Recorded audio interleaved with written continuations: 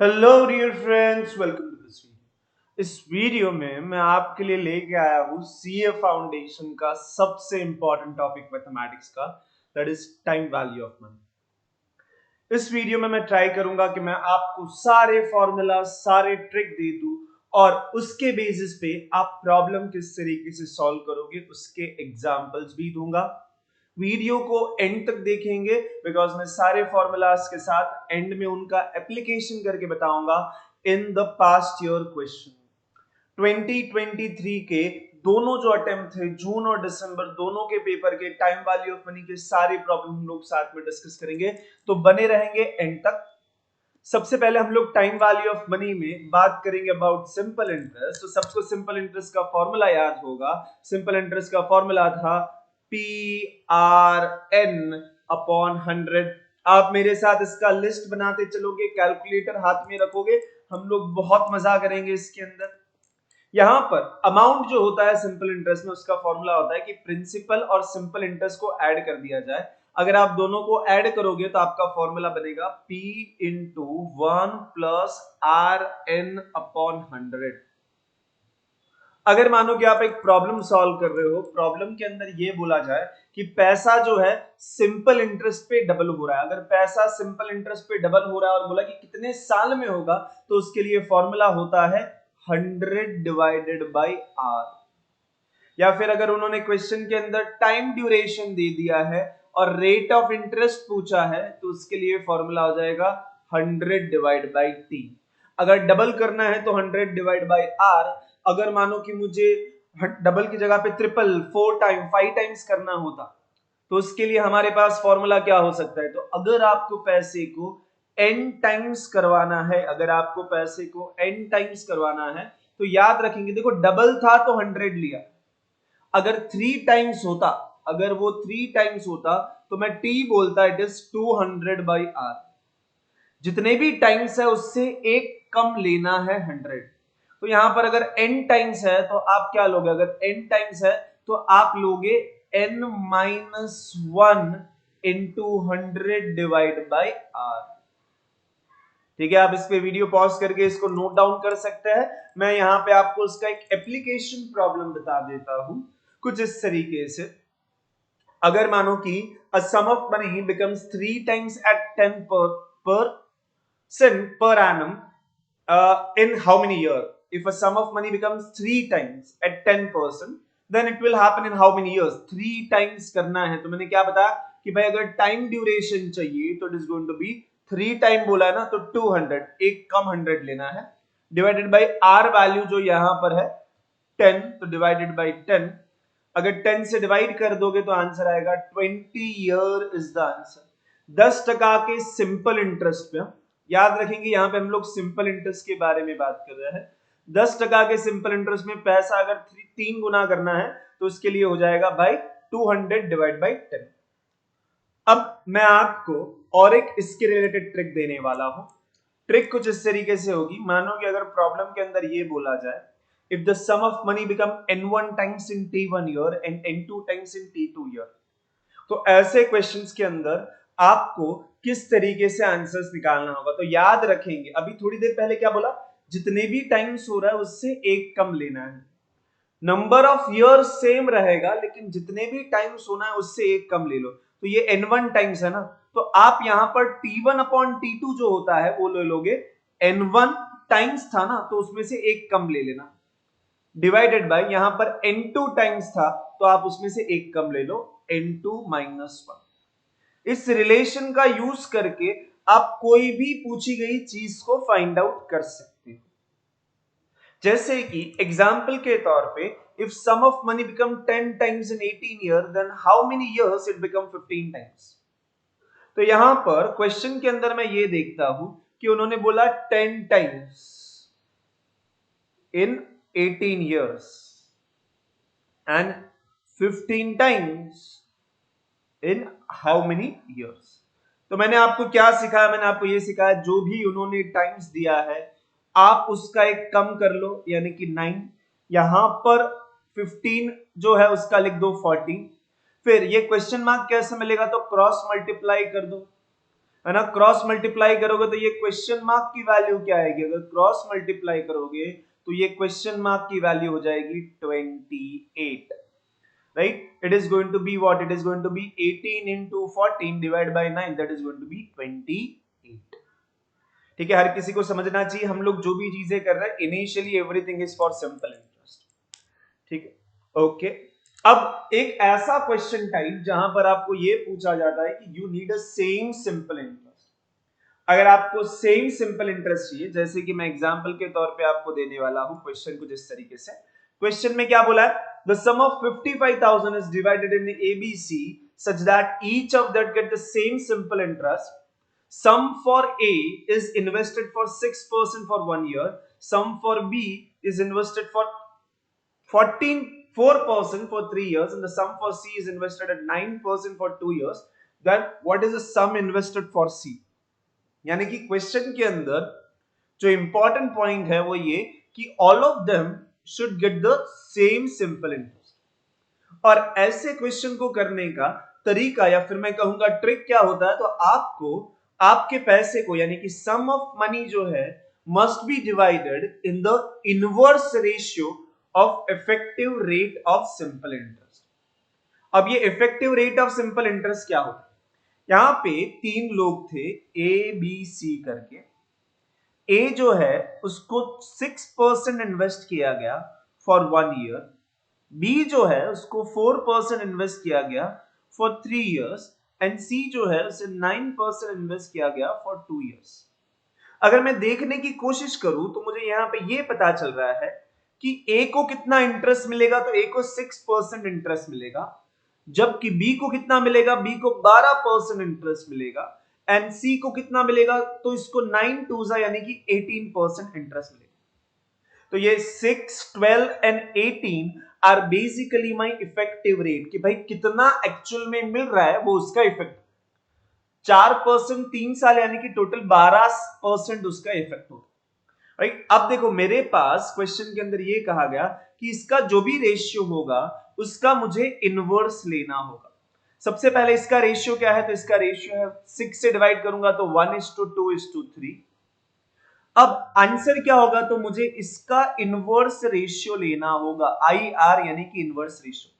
Inverse ratio कैसे लेता है, तो इनवर्स रेशियो के लिए आप यहां पर ये देखते हो कि जो नंबर है उसको छोड़ के बाकी दो नंबर को मल्टीप्लाई करो, तो ये 2 और 3। फिर यहां पर सेकेंड प्लेस पे आपके पास 2 है, तो 2 को छोड़ के बाकी दो नंबर को मल्टीप्लाई कर दो, सो 1 into 3।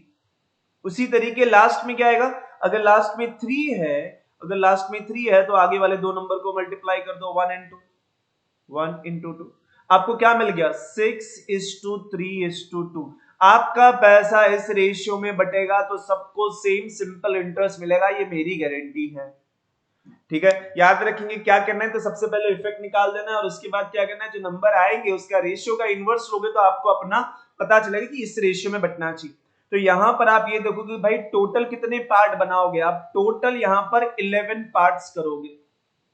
क्यों 11, बिकॉज 6 + 3 + 2 11 पार्ट्स होने वाले हैं, किसके, तो टोटल अमाउंट के। तो 55,000 का 11 पार्ट, तो 1 पार्ट कितने का हो जाएगा, 1 पार्ट लाने के लिए 55,000 को डिवाइड बाय 11 करोगे तो आपको पता चलेगा कि एक पार्ट के अंदर 5,000 रुपए मिलने वाले हैं। बोला है what sum is invested for C, C के लिए क्या है, सी के लिए 2 पार्ट है ना, for C there are 2 parts, for C there are 2 parts, तो ये 2 पार्ट्स कितना हो जाएगा, वो हो जाएगा 10,000 which is nothing but the required answer, है ना, जो आपको आंसर चाहिए होगा वो ये होगा। तो ऐसे जो प्रॉब्लम है प्रैक्टिस करेंगे अच्छे से। सिंपल इंटरेस्ट का ट्रिक क्या था, किसके लिए था, कि अगर उन्होंने बोला ये पैसा बट रहा है सबको सेम सिंपल इंटरेस्ट चाहिए, तो याद रखेंगे इफेक्ट निकालेंगे, उसका इनवर्स ले लेंगे, रेशियो मिलेगा, बांट दो पैसा, ठीक है। चलते हम थोड़ा आगे बात करते हैं about compound interest. Compound interest सबसे पहले कंपाउंड इंटरेस्ट जो है उसके अंदर अमाउंट का फॉर्मूला क्या होता है, अमाउंट का फॉर्मूला होता है P × 1 + I की पावर में n। I यानी कि क्या, यानी कि जो भी उन्होंने रेट दिया होगा उसके डिवाइड में 100। जैसे कि अगर 5% दिया है तो उसका मतलब I वैल्यू है 0.05, 5 डिवाइडेड बाय 100 तो आंसर। देखो ये अमाउंट का फॉर्मूला है। कंपाउंड इंटरेस्ट के लिए आप क्या करते हो, कंपाउंड इंटरेस्ट का फॉर्मूला होता है a minus P, it is a minus P. Amount में से प्रिंसिपल निकाल दिया जाए। अगर आपको इसको और ज्यादा लिखना है तो आप लिखने के लिए लिख सकते हो कि a यानी कि p इंटू 1 प्लस आई की पावर में n माइनस p कॉमन लोगे तो आपको मिलेगा 1 प्लस आई की पावर में n माइनस 1 इंटू, है ना। बट हम लोग ज्यादातर a माइनस पी से ही खेलते रहते हैं तो हम लोग उतना ही लिखेंगे, ज्यादा मगजमारी हमें नहीं पानी, ठीक है। अब मानो कि आपको क्वेश्चन के अंदर ये बोला जाए पैसा जो है वो m टाइम्स कंपाउंड हो रहा है, यानी कि अगर मैं बोलूं साल में 2 बार यानी कि हर 6 महीने बाद पैसा कंपाउंड हो रहा है, या फिर उन लोग बोलेंगे हर एक महीने को पैसा कंपाउंड हो रहा है। बट साल में अगर n टाइम्स अगर वो पैसा कंपाउंड हो रहा है तो उसके लिए फॉर्मूला हो जाता है p इंटू 1 प्लस आई, सब कुछ सेम है बट जितनी बार कंपाउंड होगा उतने से डिवाइड करो और वो नंबर पावर में भी मल्टीप्लाई कर देना। तो ऊपर m n था, अब m इंटू n आ जाएगा। तो याद रखेंगे कि पैसा कंपाउंड हो रहा है एक से ज्यादा बार तो डिवाइड में i के लिए डिवाइड करना और पावर में वो नंबर मल्टीप्लाई करना नहीं भूलेंगे। अब यहां पर स्टूडेंट को ये समझना होगा कि कंपाउंड इंटरेस्ट सिंपल इंटरेस्ट के प्रॉब्लम जो है वो बहुत ज्यादा इंपॉर्टेंट क्यों है, बिकॉज मिनिमम से मिनिमम 12 क्वेश्चन पूछते हर साल। लास्ट अटेम्प्ट में 14 क्वेश्चन पूछे थे बट 12 से नीचे नहीं जाएंगे। अगर 12 क्वेश्चन पूछ रहे तो आपको कैलकुलेटर में इतना पावर होना चाहिए आपके पास कि भाई कैलकुलेटर से आप आंसर्स निकालो, है ना। तो इस तरीके से प्रैक्टिस करना चाहिए आपको कि कैलकुलेटर से ही पूरा आंसर निकलेगा। यानी कि मैं यहाँ पे आपको एक क्वेश्चन देता हूं, मैंने स्टूडेंट्स को देखा है कि उन लोग फॉर्मूला यूज करने लगते हैं। अगर क्वेश्चन ये आया है कि आपको कंपाउंड इंटरेस्ट करना है 10% फॉर 2 ईयर, तो आप क्या करोगे, आप अपने कैलकुलेटर के अंदर 10% 2 ईयर है ना, तो आप 1 प्लस आई के पावर में 2 इंटू पी करने की गलती मत करो। मानो कि अगर मैंने 5,000 रुपए इन्वेस्ट किए हैं एट 10% फॉर 2 ईयर, तो मैं अपने कैलकुलेटर के अंदर क्या करूंगा, 5,000 रुपए लिखूंगा प्लस 10% करूंगा, प्लस 10% करूंगा, जो आएगा वो मेरे लिए अमाउंट की वैल्यू हो जाएगी। जैसे कि अगर मैंने 5,000 लेके प्लस 10% किया, प्लस 10% 2 बार किया, तो मेरे कैलकुलेटर में जो आंसर आना चाहिए वो हो जाएगा 6050। अगर मुझे अमाउंट पूछा तो ये, अगर इंटरेस्ट पूछा होता तो मैं बोलता it is going to be, इसमें से 5,000 माइनस करूंगा आएगा 1050। तो if it is 10% for 2 year, use what in the calculator, you should use calculator के अंदर प्लस 10% 2 टाइम्स, है ना। इसको यूज कर लेंगे आप कैलकुलेटर के अंदर। याद रखेंगे जब कभी भी पैसा को कंपाउंड में बढ़ाना या फिर कम करना है, कैलकुलेटर में प्लस माइनस यूज कर लो। ये चीज कंपाउंड इंटरेस्ट में काम करेंगे, सिंपल इंटरेस्ट में नहीं चलता, बिकॉज यहां पर क्या होता है जब प्लस 10% करते हो तो जो वैल्यू आया उससे बढ़ता है ना। और कंपाउंड इंटरेस्ट में वही होता है ना कि जहां पर रुके हो वहां से पैसा बढ़ेगा। सिंपल इंटरेस्ट में अलग सिनारियो है, वहां पर आप नॉर्मली सोच सकते हो।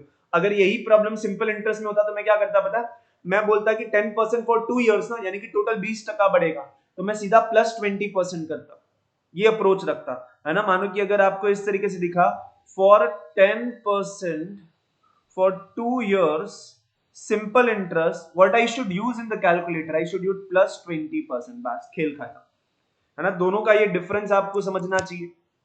अब उसके बाद थोड़ा आगे बढ़ता है डिप्रिशिएटेड वैल्यू या फिर हम लोग जिसे स्क्रैप वैल्यू कहते हैं उसके बारे में बात करते हैं। उसका फॉर्मूला होता है C इंटू 1 माइनस आई। देखो स्क्रैप डिप्रिशिएशन यानी कि यहां पर जो अमाउंट है वो कम हो जाएगा, है ना, वैल्यू कम हो जाएगी, इसलिए प्लस की जगह पे माइनस और पावर में होगा n। एग्जाम्पल के तौर पे मैंने यहां पे लिया है कि भाई 10% से डिप्रिशिएट हो रहा है 4 साल के लिए, अभी का कॉस्ट है 10,000 रुपए। तो ये प्रॉब्लम अगर एग्जाम में आया तो मैं क्या करूंगा, एग्जाम के अंदर मैं 1 माइनस आई की पावर में n से शायद से ना जाऊं। अगर उन्होंने डेटा दिया होगा, मानो कि अगर उन्होंने मुझे गिवन वैल्यू दिया है, वैल्यू जो है उन्होंने मुझे दे दिया है 0.9 की पावर 4, अगर उन्होंने मुझे कैलकुलेटर से मुझे ना निकालना पड़े और उन्होंने मुझे वैल्यू दे दिया इसका कि 0.6561, तो मुझे पता है कि आंसर कैसे आएगा। तो इसका आंसर आएगा कि जो 10,000 दिया है और जो गिवन वैल्यू है मुझे सिर्फ उनको मल्टीप्लाई करना होगा जिससे आंसर आ जाएगा 6561। अगर ये वैल्यू गिवन है तो इफ दे गिव दिस, है ना, गिवन वैल्यू दिया होगा, लेकिन अगर गिवन नहीं दिया होता तो मैं क्या करता, मैं अपने कैलकुलेटर में, मुझे पता है कि कम हो रहा है ना, तो -10% करते जाता।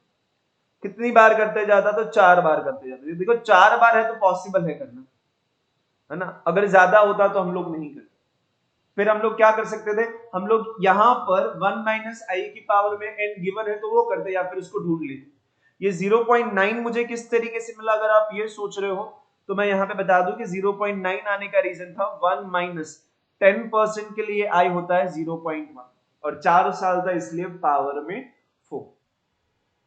मैं बोलूंगा कि टाइम वैल्यू ऑफ मनी के अंदर बहुत सारे ऐसे प्रॉब्लम है जिसमें कैलकुलेशन रिक्वायर्ड होता है, बट उन लोग क्या करते हैं, उन लोग अच्छे इंसान हैं, उन लोग ये बोलते हैं कि भाई हम लोग कैलकुलेट करके दे रहे हैं, आप उसको यूज करके पास हो जाए।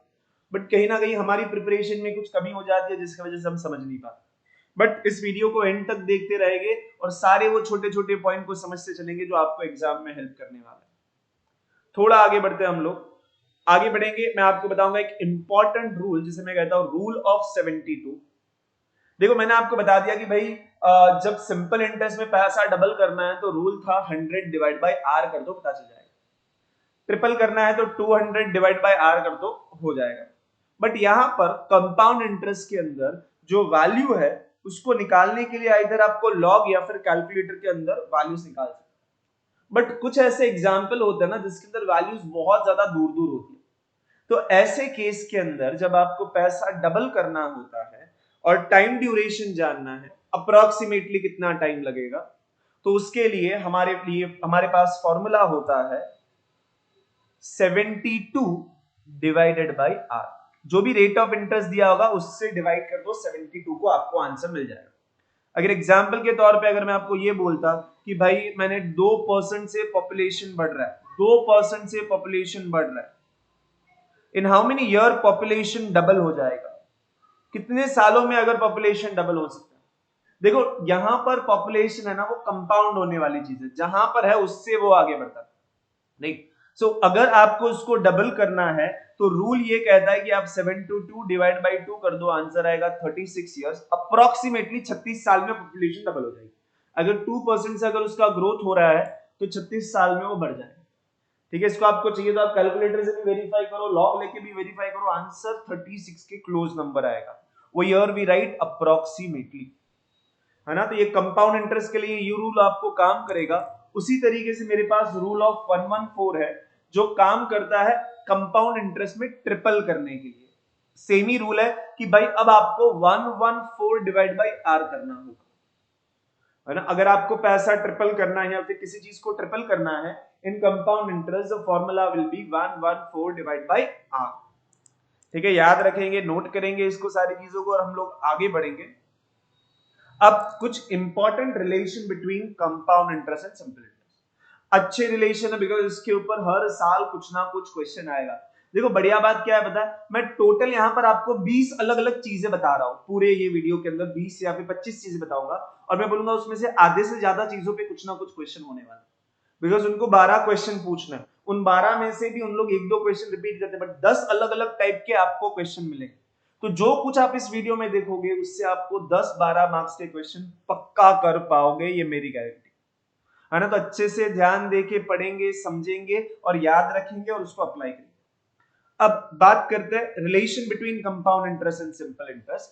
एक साल के लिए देखा जाए तो compound interest and simple interest same ही होता है, लेकिन अगर 2 साल के लिए देखा जाए तो उनके बीच का जो डिफरेंस होता है उसके लिए फॉर्मूला है pi²।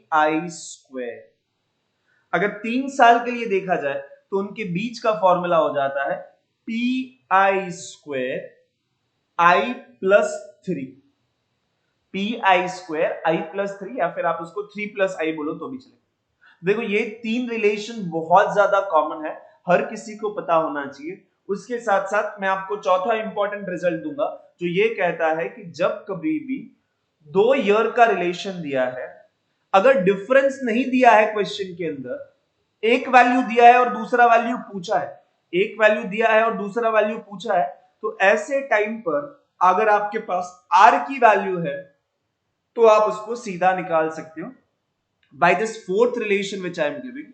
रिलेशन कुछ इस तरीके से है कि simple interest by compound interest would be 200 divided by 200 plus R, है ना। अगर मानो कि एग्जाम्पल के तौर पे अगर मैं आपको क्वेश्चन कुछ इस तरीके से दूं, क्वेश्चन में आपको ये देता हूं कि मेरे पास रेट ऑफ इंटरेस्ट जो था वो 2% था, मुझे पता चला compound interest for 2 year is going to be my 404, then मैं ये जानना चाहूंगा कि मुझे सिंपल इंटरेस्ट 2 साल के लिए कितना मिला हो। एक तरीका हो सकता था मैं कंपाउंड इंटरेस्ट से प्रिंसिपल निकालू, प्रिंसिपल से सिंपल इंटरेस्ट निकालू, बट लंबा प्रोसेस। अभी जो मैंने आपको ट्रिक दिया उसके हिसाब से simple interest for 2 year divided by compound interest for 2 year would be same has 200 divided by 200 plus R, R की वैल्यू यहां पर है 2, तो यहां पर ये हो जाएगा सिंपल इंटरेस्ट पूछा है compound interest 404 which is equal to 200 divided by 202। अगर मैं यहां पर इसको सिंप्लीफाई करने जाऊं तो ये कैंसिल होगा, ये 2 यहां पे 200 के साथ, यानी कि क्वेश्चन मार्क की वैल्यू होगी 400, राइट। तो यहां पर ये जो सिंपल इंटरेस्ट जो था 2 साल के लिए वो हो जाएगा 400, और ये प्रॉब्लम बहुत सिंपल हो जाता है बिकॉज मैंने आपको जो चौथा रिलेशन दिया है उसकी वजह से प्रॉब्लम सिंपल हो जाता है, ठीक है। तो याद रखेंगे सारे रिलेशन। हम लोग थोड़ा आगे बढ़ते हैं। यहां पर मैं आपको क्वेश्चन दे रहा हूं, sum of money at compound interest become 3 times in 5 years, यानी कि उन्होंने दिया है 3 times in 5 years, then it will become 81 times in how many years। यहां पे क्वेश्चन के अंदर आपको यह पूछा जा रहा है कि वो 81 टाइम्स कब होगा, वो 81 टाइम्स कब होगा ये पूछा जा रहा है, इन हाउ मेनी years। देखो ऐसा एक प्रॉब्लम मैंने आपको सिंपल इंटरेस्ट में समझाया। सिंपल इंटरेस्ट में ऐसे प्रॉब्लम को सॉल्व करने का तरीका क्या होता था कि सिंपल इंटरेस्ट में अगर आपको ऐसे प्रॉब्लम को सॉल्व करना है तो अब मैंने क्या बताया था, जितने भी टाइम्स दिया उससे एक कम लेके क्रॉस मल्टीप्लाई करो। बट ये कंपाउंड इंटरेस्ट का प्रॉब्लम है तो उसमें ऐसा नहीं होता। कंपाउंड इंटरेस्ट में मैं आपको ट्रिक बताऊंगा कुछ इस तरीके से, उन्होंने 3 टाइम्स दिया है तो ऐसे प्रॉब्लम के अंदर if it is a compound interest problem तो जो दिया होगा उसकी कोई तो पावर उन लोग पूछेंगे। जैसे कि 3 टाइम्स है ना, तो उसकी पावर 81, यानी कि 3 के कौन सी पावर 81 होती है, तो 3 का स्क्वायर 9, 9 फिर 27, 27 के बाद 81 आता है, तो 3 की 4 पावर 81 होती है। तो जो दिया है उसकी कौन सी पावर होने वाली है वो सोच लो, और उसके बाद वो पावर को दिए गए ईयर के साथ अगर मल्टीप्लाई करोगे तो आंसर आ जाएगा 4 into 5 that is nothing but 20 years. So answer for this problem is going to be 20 years. ये बहुत स्पेसिफिक टाइप ऑफ प्रॉब्लम होता है। 3 टाइम देके मैं आपको कोई भी रैंडम नंबर नहीं पूछ सकता हूं, मैं आपको सिर्फ वही नंबर पूछ सकता हूं जो उसकी कोई पावर हो। आपको सिर्फ ये देखना होगा कि कौन सी पावर हो रही है, जो भी पावर हो रही है वो मल्टीप्लाई कर दोगे तो आंसर आ जाएगा। और ये ट्रिक कब काम करेगा, जब मैं आपको कंपाउंड इंटरेस्ट का प्रॉब्लम दूंगा तब। मानो कि प्रॉब्लम कुछ इस तरीके से ट्रिक के फॉर्म में, if a sum of money at compound interest become n times in t years then it will become n की कोई तो पावर है m, इतने टाइम्स कब होगा। तो मैंने क्या सीखा, जो पावर है वो आपको मल्टीप्लाई कर देना है ईयर के साथ, यानी कि वो हो जाएगा mt years के अंदर उतना, वो हो जाएगा mt years के अंदर n raise to m times. अगर मैं आपको एग्जांपल से वापस से यहां पर और एक एग्जांपल से एक्सप्लेन करूं, मानो कि अगर मैंने बोला 2 टाइम्स हो रहा है इन 10 years then it will become 8 times in how many years। तो आप ये सोचोगे कि भाई 8 को क्या लिख सकते हो, आप 8 को लिख सकते हो 2 का क्यूब, 2 का क्यूब बिकॉज जो दिया है उसका पावर लिखना है, तो 2 का क्यूब लिख दिया, फिर ये 3 जो है वो इसको मल्टीप्लाई कर दो, आंसर आ जाएगा 30 इज द आंसर। कब काम करेगा, जब हमारे पास कंपाउंड इंटरेस्ट होगा। इज इट फाइन, सबको समझा हमने यहाँ पे क्या कर रहा है। अगर आपको ये वीडियो समझ रहा है अपने फ्रेंड्स के साथ शेयर करना है, अच्छे से इसकी नोट्स बनानी है, ज्यादा से ज्यादा स्टूडेंट तक इसको पहुंचाना। हर कोई सीए फाउंडेशन में मैथमेटिक्स सब्जेक्ट के अंदर फेल नहीं होना चाहिए, ये हमारा प्रण है, ठीक है। इजी बना के छोड़ेंगे मैथमेटिक्स को। चलता है आगे। अब कॉन्सेप्ट ऑफ इफेक्टिव रेट्स के बारे में बात करता है। देखो ये इफेक्टिव रेट होता क्या है, इफेक्टिव रेट का काम होता है दिए गए कंपाउंड इंटरेस्ट को कन्वर्ट कर देना सिंपल इंटरेस्ट के अंदर। किस तरीके से? मुझे पता है अगर मैं बोलूं 10% कंपाउंड इंटरेस्ट ईयरली तो एक साल में वो मुझे 10% देगा। बट अगर मैं आपको ये बोलूं 10% compound interest compounded half yearly, यानी कि अगर साल में 2 बार कंपाउंड हो रहा है तो उसका जो इफेक्ट होता है वो 10% से थोड़ा ज्यादा होगा, राइट? तो उसका मतलब क्या होगा कि उसका इफेक्ट जो है वो ज्यादा होगा। तो कितना इफेक्ट होगा, उसी को हम लोग कहते हैं इफेक्टिव रेट। कैलकुलेट करने के लिए आपके पास फॉर्मूला जो होगा वो इस तरीके से होगा, 1 प्लस जो भी रेट होगा वो कितनी बार कंपाउंड हो रहा है, मानो कि k टाइम्स कंपाउंड हो रहा है तो k पावर में आएगा k, करोगे आप -1 और फिर उसको इनटू कर दोगे आप 100। मानो कि एग्जाम्पल के तौर पे मैं आपको ये बोलूं कि मेरे पास 12% है, it is compounded half yearly, तो देखो सबसे पहले मैं फॉर्मूला लिखता हूं, बट मैं फॉर्मूला इस तरीके से लिखूंगा जो मैं कैलकुलेटर में लिखता हूं। मैं कैलकुलेटर में स्टार्ट करूंगा 0.12 से, 12% इसलिए 0.12, हाफ ईयरली यानी कि साल में 2 बार इसलिए डिवाइड बाई 2 करूंगा +1, जो भी आंसर आएगा उसकी सेकंड पावर करनी, यानी कि करूंगा multiply equal to and then I will do -1 और आंसर लाने के लिए मैं इसको मल्टीप्लाई कर दूंगा 100 के साथ। देखो इसका आंसर क्या हो सकता है, 0.12 डिवाइड बाई किया 2 किया +1, जो भी आंसर आएगा उसको मल्टीप्लाई इक्वल टू करेंगे -1 इंटू 100, जिससे आपको आंसर मिल जाएगा 12.36%। यानी कि आपका ये 12% हाफ ईयरली उसका इफेक्ट होता है 12.36%, राइट? बहुत सारे साल थे जहां पे उन्होंने इफेक्टिव रेट इस तरीके से, बस ऐसा सिंपल प्रॉब्लम पूछा 12% हाफ ईयरली, भाई उसका इफेक्ट कितना होगा। तो अगर आपने इसको अच्छे से प्रैक्टिस किया है, जो भी मैं ट्रिक बता रहा हूं ना, आपको उसकी खुद से 3-4 एग्जांपल ले लेने और प्रैक्टिस करने लगना है ना, और अच्छे से लिखते रहेंगे मेरे साथ से। चल आगे बढ़ते हम लोग थोड़ा। इफेक्टिव रेट के बाद जिस चीज के बारे में मुझे बात करनी है वो है सबसे इंपॉर्टेंट चीज, that is nothing but annuity. भाई सीए फाउंडेशन का स्टूडेंट है, आगे जाके पैसा कमाना है, तो पैसों की बात आएगी तो एन्युइटी आएगी।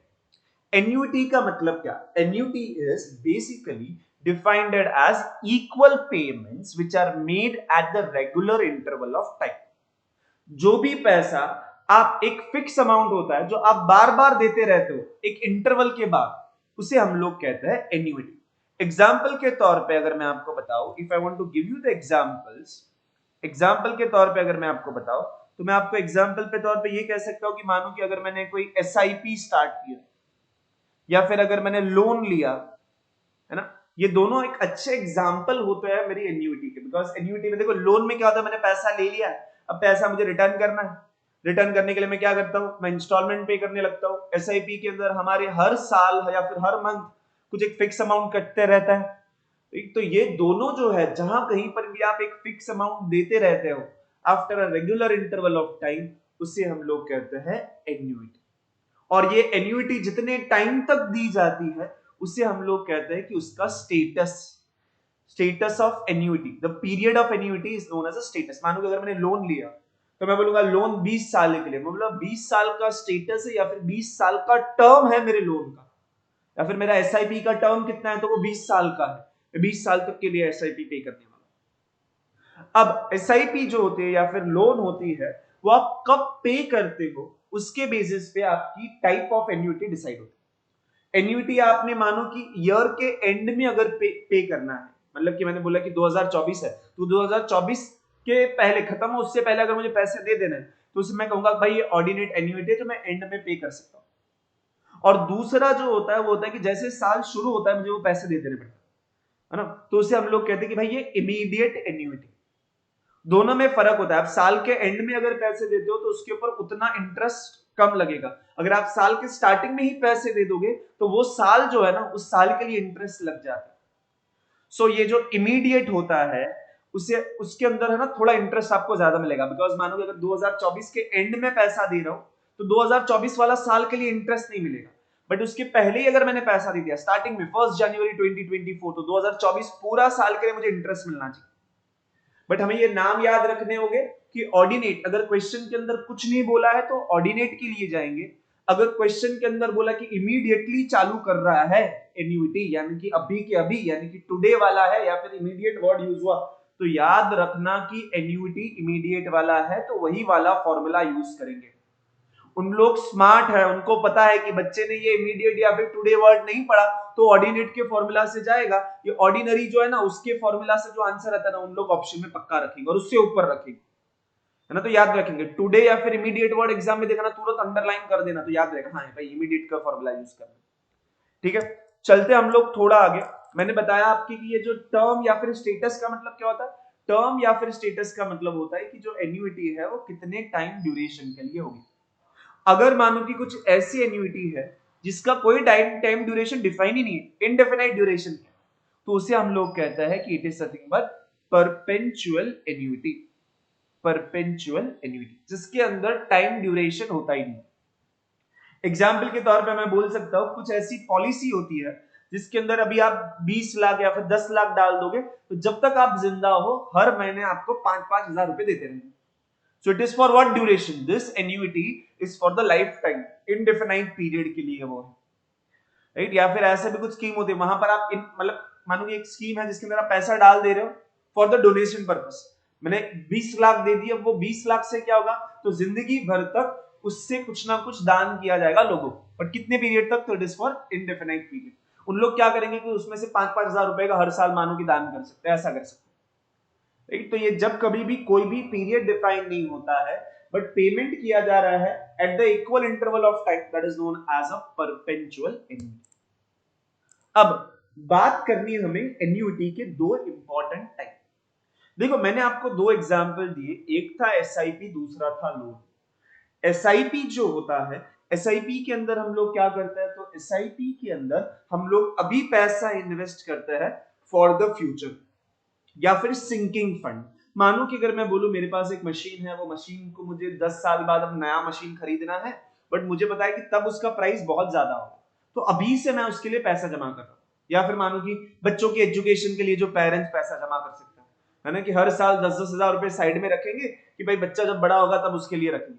तो अगर ऐसा किसी के पेरेंट्स ने किया ना, तो उन्होंने क्या किया, उन्होंने एन्युइटी की, और एन्युइटी किसके लिए की, तो फ्यूचर वैल्यू के लिए की, तो इसे हम लोग कहते हैं फ्यूचर वैल्यू एन्युइटी।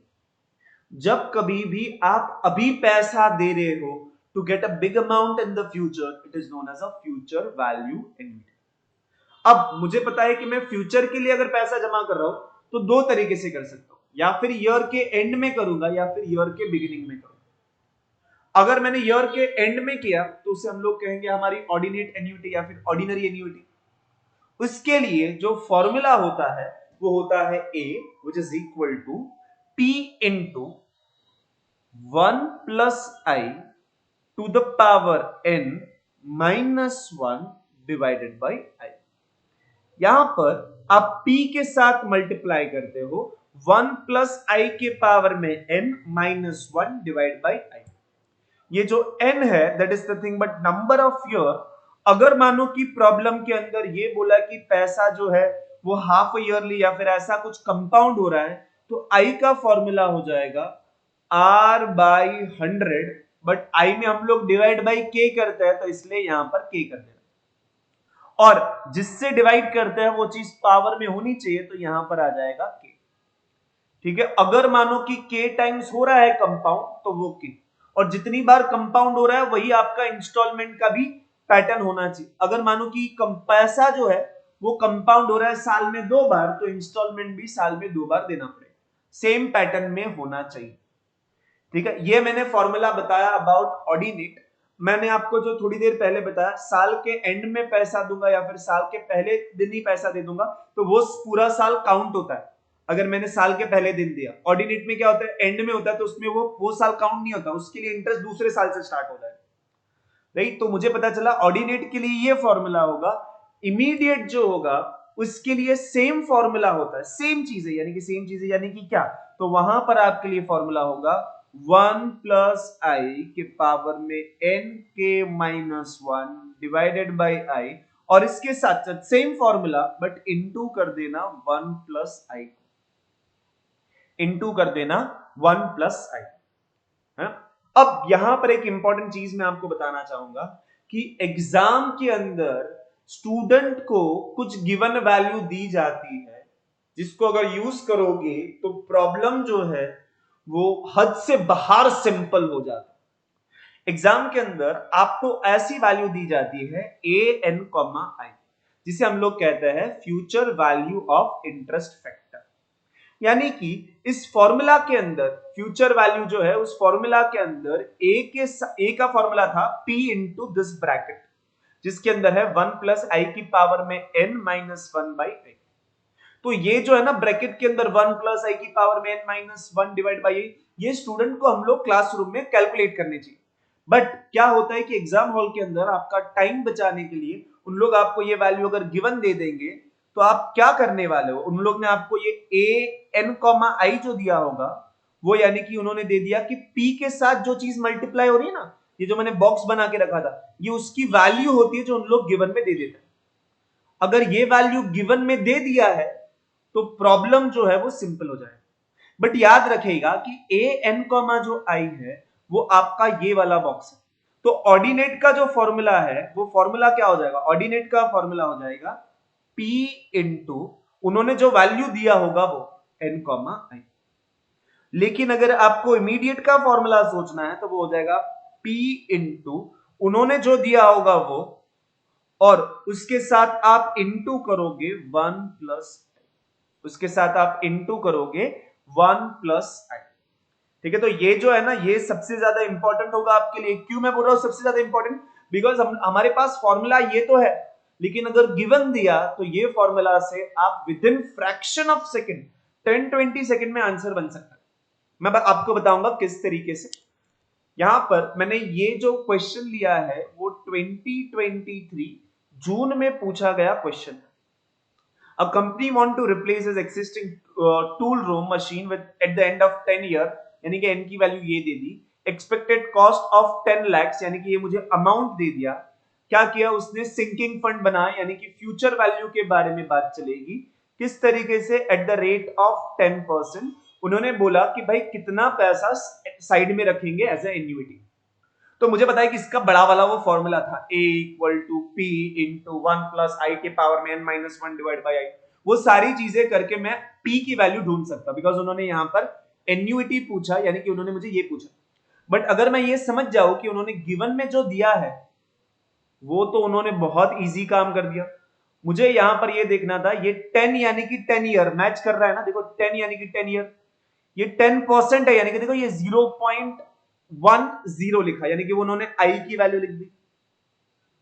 अगर उन्होंने ये वैल्यू दे दिया है, p मुझे पूछा है, तो मैं उसको सामने सिर्फ डिवाइड करूंगा तो मेरा काम हो जाएगा। तो मैं अपने कैलकुलेटर में 10 lakhs डिवाइडेड बाई गिवन जो वैल्यू है इसकी वैल्यू, यानी कि 15.937425 करूंगा तो मुझे सीधा का सीधा आंसर दिखना चाहिए। अगर मैंने 10 लाख जो है उसको मैंने डिवाइड किया 15.937425 से, तो मेरा आंसर जो आएगा वो होगा 62.7, यानी कि 62745। That is going to be option C. अगर आपको ये समझ जा रहा है तो आप क्या करोगे, रीड करोगे प्रॉब्लम, कैलकुलेटर में लिखोगे 10 लाख, डिवाइड बाय कर दोगे ए वैल्यू। अगर मानो कि p दिया होता और a पूछा होता तो आप क्या करते, ये वैल्यू को इंटू p कर दे तो आपको a मिल जाता। अगर p पूछा है तो a के डिवाइड में कर दो, अगर a पूछा है तो p के इंटू में कर दो गिवन वैल्यू। देखो प्रॉब्लम कितना सिंपल हो जाता है हमारे यहां पर। ठीक है, आई होप आपको ये समझा हो। थोड़ा आगे बढ़ेंगे हम लोग, आगे बढ़ेंगे और बात करेंगे अबाउट प्रेजेंट वैल्यू। ये जो प्रेजेंट वैल्यू एन्युइटी है उसका फॉर्मूला क्या होता है, तो ये जो प्रेजेंट वैल्यू एन्युइटी है उसका फॉर्मूला होता है p इंटू 1 प्लस आई के पावर में n माइनस 1 डिवाइडेड बाई आई। अरे रुको सर, ये तो देखा हुआ फॉर्मूला, क्या ये वापस से सेम लिख रहे हो। ये जो फॉर्मूला है ये हमारा हो गया फ्यूचर वैल्यू का फॉर्मूला। ये जो हो गया ये हो गया मेरा फ्यूचर वैल्यू का फॉर्मूला। बट यहां पर अगर प्रेजेंट वैल्यू बोला जाए तो प्रेजेंट वैल्यू में यहां पर आपको एक्स्ट्रा मिलेगा 1 प्लस आई के पावर में n, right.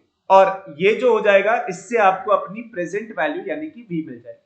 Present value annuity यानी कि क्या, प्रेजेंट वैल्यू एन्युइटी का मतलब कि अभी आपने कुछ पैसे ले लिए हैं जो अब आपको चुकता करना। किस तरीके से आप चुकता करोगे? By giving the installment. यानी कि प्रेजेंट वैल्यू यानी कि अभी कुछ पैसा ले लिया है, उसको अब रिटर्न करने का। रिटर्न करने के लिए क्या करोगे? तो रिटर्न करने के लिए आप अब देने वाले हो इंस्टॉलमेंट। तो अभी पैसा ले लिया है, उसको रिटर्न करना है, तो हम लोग बोलते हैं it is present value annuity, जिसका फॉर्मूला मैंने आपको बताया, it is P into 1 plus i के पावर में n minus 1 divided by i into 1 plus i के पावर में n। यहां पर i क्या होता है? तो i is nothing but r divided by 100 करके मिलता है।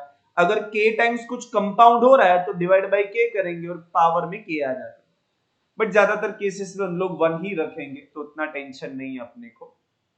यहां पर ये जो v है उसे हम लोग कहते हैं प्रेजेंट वैल्यू या फिर लोन वैल्यू, जिसका जितना आप लोन लेते हो।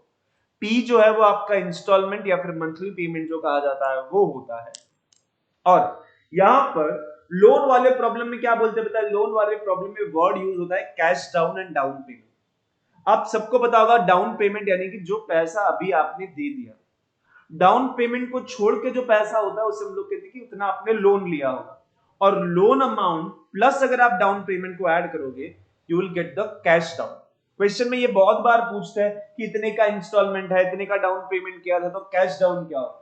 तो आपको क्या करना होगा? पहले तो लोन अमाउंट देख लो कि कितने का उसने लोन लिया होगा, यानी कि V निकालो, और उसके बाद जितना उसने डाउन पेमेंट किया था उतना ऐड कर दोगे, तो आपको उसकी कैश डाउन यानी कि अभी के अभी अगर कैश में खरीदा तो कितने में पड़ेगा, वो वैल्यू आपको मिल जाएगी। अब मैंने आपको स्टार्टिंग में बात की थी about perpetual annuity. Perpetual annuity का मतलब क्या होता है कि जहां पर फॉर्मूला के अंदर जहां पर आपका ड्यूरेशन जो है ना इनडेफिनाइट ड्यूरेशन होता है, तो ये जो इनडेफिनाइट ड्यूरेशन है उसके अंदर आपके पास होती है सिर्फ और सिर्फ प्रेजेंट वैल्यू का फॉर्मूला। फ्यूचर वैल्यू में ऐसा नहीं होता है। मैं ये नहीं बोल सकता हूं कि मैं जितने साल जिंदा हूं या फिर इंडेफिनाइट पीरियड तक मैं SIP भरते जाऊंगा, वो नहीं पॉसिबल है। बट ऐसा हो सकता है ना कि मैं कहीं पर एक पैसे डाल दूं और वहां से मुझे पैसे मिलते जाए। तो जो ये परपेचुअल एन्युइटी है वो प्रेजेंट वैल्यू में काम करती है, और उसके लिए फॉर्मूला होता है सिर्फ और सिर्फ P डिवाइडेड बाई R। और बहुत बार ये जो I होता है वो आपको एग्जाम्पल्स के अंदर growth rate and discount rate से दिया जाता है। तो ये डिस्काउंट रेट जो होता है, अगर आप उसमें से ग्रोथ रेट को माइनस कर दोगे तो आपको अपनी I की वैल्यू मिल जाएगी।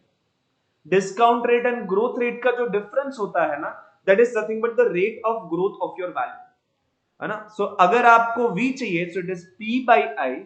अगर बहुत बार DR यानी कि डिस्काउंट रेट और ग्रोथ रेट होगा तो उसका फॉर्मूला हो जाएगा P divided by DR minus GR। अब ये जो था वो मैंने आपको बताया कि ये जो फॉर्मूला है ये ऑर्डिनेट के लिए है, ऑर्डिनरी के लिए। अगर मानो कि आपके पास इमीडिएट एन्युइटी का कोई प्रॉब्लम आ गया, अगर आपके पास कोई इमीडिएट एन्युइटी का प्रॉब्लम है तो आप उसके लिए फॉर्मूला क्या लिखोगे? सेम चीज वापस से कि it is P into 1 plus i के पावर में n minus 1 divided by i into 1 plus i के पावर में n। बट वापस से वही चीज, कुछ तो एक्स्ट्रा मिलेगा ना, या फिर वो हो जाएगा 1 प्लस आई यहां पर। ठीक है, तो आपको याद रखना होगा कि भाई इमीडिएट अगर हो रहा है तो फॉर्मूला सेम है बट उसको इंटू हो जाता है 1 प्लस आई। वापस से वही चीज, गिवन उन लोग देता है कुछ तो वैल्यू, जो वैल्यू होती है Pn, i। ये Pn, जो i है उसको किस तरीके से देखना चाहिए? अगर ये Pn, i है तो वापस से यही होगा कि इस फॉर्मूला के अंदर, ऑर्डिनरी फॉर्मूला के अंदर P के साथ जो चीज होती है वो होती है आपका इंटरेस्ट फैक्टर। यानी कि क्वेश्चन के अंदर आपको अगर Pn, i दिया है तो यानी कि उन्होंने ये जो वैल्यू होती है P के साथ वो आपको गिवन में दी है। तो आपका ये जो फॉर्मूला है वो क्या बन जाएगा? आपका ये फॉर्मूला हो जाएगा V equal to P into Pn, i। वापस से वही, अगर आपने आइडेंटिफाई कर दिया, आपको ये पता है कि भाई कितने का इंस्टॉलमेंट कर रहा है, Pn, i अगर दे दिया है, देखो बहुत बार क्या करते हैं ना, अगर 3 क्वेश्चन पूछते हैं ना तो 2 में देते हैं, 1 में नहीं देते। करेक्ट। तो आपको दोनों पता होना चाहिए, फॉर्मूला भी पता होना चाहिए, अगर गिवन है तो गिवन कैसे यूज करना है। अगर आपको P यानी कि इंस्टॉलमेंट पता है, PN आई दे दिया है, तो फिर आप क्या करोगे, वहां से सिर्फ मल्टीप्लाई करोगे तो आपको लोन वैल्यू मिल जाएगा। उसी तरीके से अगर आप इसको देखोगे तो इसमें क्या हो जाएगा, it is P into PN I into 1 plus, ठीक है। और उसी के साथ जब मैं आपको यहां पर बात कर रहा था तो मैंने बोला ये तो फ्यूचर वैल्यू का फॉर्मूला है, बट ये तो प्रेजेंट वैल्यू है। तो मुझे पता चला कि प्रेजेंट वैल्यू फ्यूचर वैल्यू का रिलेशन क्या हुआ।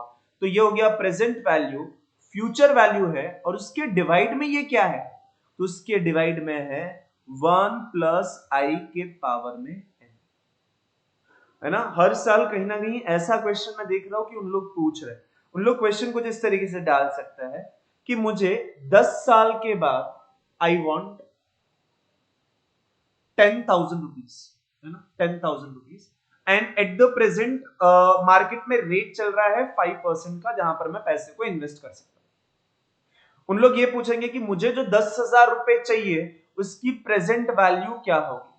तो मैं क्या करूंगा, मैं कुछ नहीं करूंगा, मैं अपने कैलकुलेटर के अंदर 10,000 डिवाइडेड बाय 1.1, बिकॉज 10 इयर्स के बाद चाहिए, एट 5% चाहिए ना, तो 1.05 ले लूंगा। कितने साल के लिए बोला, 10 साल के लिए बोला, इसलिए इसकी पावर में 10, है ना। तो मैं क्या करूंगा, 10,000 is the future value that I want after 10 years, and I divide it by 1 plus i के पावर में n। मुझे तुरंत पता चल जाएगा कि अगर मुझे 10,000 रुपए तब चाहिए तो उस 10,000 रुपए की अभी की प्रेजेंट वैल्यू क्या हो जाएगी, that is going to be 1.05 के पावर में 10 से अगर डिवाइड कर दिया तो आपको मिल सकती है। अगर मैं इसको कैलकुलेट करने की कोशिश करूं तो मैं कैलकुलेटर में लिखूंगा 1.05 मल्टीप्लाई करके इक्वल टू करते रहूंगा जब तक 11 स्टेप ना मिल जाए। नीचे है इसलिए डिवाइड इक्वल टू करके रेसिप्रोकल हो जाएगा, इनटू कर दूंगा 10,000, आंसर आना चाहिए इसका 6163.13, 6139.13, this is the correct answer, 6139.13। ठीक है, मैं आपको सारी इंपॉर्टेंट चीजें दे रहा हूं, सारे इंपॉर्टेंट कॉन्सेप्ट आपको दे रहा हूं, किस तरीके से एग्जाम में देंगे वो भी बता रहा हूं, है ना। तो ध्यान से लिखते जाएंगे और समझते जाएंगे इसको, और अपने फ्रेंड्स के साथ जरूर शेयर करेंगे जिनको टाइम वैल्यू ऑफ मनी के अंदर अगर उनको कहीं मुश्किलें हो रही है या फिर आपको लग रहा है कि उसने ये कॉन्सेप्ट नहीं देखा तो उसको जरूर शेयर करिए इसको, ठीक है। चल, अब मैं आज का ये जो वीडियो होगा उसके अंदर का एक लास्ट कॉन्सेप्ट दे दूंगा, जो कॉन्सेप्ट है CAGR का। लास्ट के दोनों अटेम्प्ट में CAGR के ऊपर एक एक क्वेश्चन पूछा गया। मुझे बहुत ही अच्छा लगा कि मैंने स्टूडेंट्स को ये बता के रखा था, ये CAGR जो है ये बहुत ही सिंपल सा कॉन्सेप्ट है ना। क्या है CAGR, कुछ नहीं है, कंपाउंड एनुअल ग्रोथ रेट। आपको क्वेश्चन के अंदर क्या देते हैं, आपको क्वेश्चन के अंदर ये बोलते हैं कि बिगिनिंग में वैल्यू है V0, मैं इसको VT0, बिगिनिंग में वैल्यू है VT0, end of the value है VTN। तो आपको क्या करना होगा, क्वेश्चन के अंदर ये VTN यानी कि जो फाइनल वैल्यू होगा, सबसे पहले आप उसको डिवाइड कर देना इनिशियल वैल्यू से, तो आपको पता चलेगा कि आपका जो पैसा है वो कितना गुना हुआ। और फिर उसके बाद देखो कितने साल में हुआ, 0 से लेके n यानी कि n इयर्स में हुआ, तो जितने साल में हुआ उतना रूट ले लो, यानी कि 1/n में लिखता हूं, और उसके बाद जो भी आंसर आएगा उसको करना -1, और अगर आपको परसेंटेज चाहिए तो इसको कर देना इंटू 100, कर देना उसको इंटू 100। अब मैं आपको यहां पर ये दे दूंगा एग्जांपल के तौर पे, if sum of 5,000 amounts to 10,000 in 2 years, then what is a CAGR। तो मैंने बता दिया CAGR ढूंढने के लिए आप अपने कैलकुलेटर के अंदर करोगे क्या, तो कैलकुलेटर में करोगे 10,000 डिवाइडेड बाय 5,000, जो वैल्यू आएगा 2, है ना। अब बोला है 2 years यानी कि आपको इसकी हाफ पावर करनी है। देखो x की हाफ पावर यानी कि आपको स्क्वायर रूट लेना है, और मैं बोलूंगा लास्ट के दोनों साल से जो उन लोग प्रॉब्लम पूछ रहे हैं वो 2 years के लिए ही पूछते हैं, बिकॉज उनको भी पता है कि कैलकुलेटर में स्क्वायर रूट निकल सकता है जल्दी। क्यूब रूट के लिए भी ट्रिक होता है, मैंने क्यूब रूट का ट्रिक का वीडियो भी डाला हुआ है, कोई भी रूट होगा आप उससे निकाल सकते हो, राइट। तो जो भी रूट है आप उसके लिए ट्रिक है, अगर उसको भी ध्यान में रखेंगे। इस साल पता नहीं 3 के लिए पूछ लिया तो क्या करेंगे, बट अगर 2 years बोला तो स्क्वायर रूट लेना है, करेंगे -1 और कर दो उसको इंटू 100, है ना, बहुत सिंपल सा था। यानी कि आपने 2 का लिया, स्क्वायर रूट किया, -1 और इनटू कर दिया 100, आपको आंसर आएगा 41.42%। This is the thing but your CAGR, the simplest problem that they could ask. But क्या होता है ना, स्टूडेंट्स ने अगर देखा नहीं है, फॉर्मूला याद नहीं या फिर प्रैक्टिस नहीं की, बट इस बार हम हर कोई ध्यान देंगे कि ऐसे सिंपल प्रॉब्लम से मार्क्स लेके आएंगे। टाइम वैल्यू ऑफ मनी के 12 क्वेश्चन पूछे तो 12 मार्क्स मैं लेके आऊंगा। ठीक है, पास होना है, अच्छे मार्क्स से पास होना, इस चीज का हम लोग ध्यान रखेंगे। आज के इस वीडियो के लिए इतना ही काफी होगा। मैं इसका सेकंड पार्ट बनाऊंगा जिसके अंदर अभी भी कुछ कॉन्सेप्ट बाकी है, नए नए कॉन्सेप्ट, है ना, एनपीवी का कॉन्सेप्ट जो इंपॉर्टेंट है, मैं उसको कवर करूंगा। और उसके साथ साथ जैसे कि मैंने आपको स्टार्टिंग में कहा था कि मैं क्वेश्चन पेपर भी सॉल्व करूंगा आपके साथ टाइम वैल्यू ऑफ मनी के, बट वो इस वीडियो के पार्ट 2 में आपको मिलेंगे। तो हम लोग मिलता है पार्ट 2 के अंदर। आई होप आपको ये वीडियो अच्छा लगा हो। अगर अच्छा लग रहा है तो चैनल को सब्सक्राइब करो, अपने फ्रेंड्स के साथ शेयर करो, लाइक करो, और आप अपने फीडबैक कमेंट सेक्शन में मुझे बता सकते हैं। ठीक है जी, थैंक यू, बाय बाय।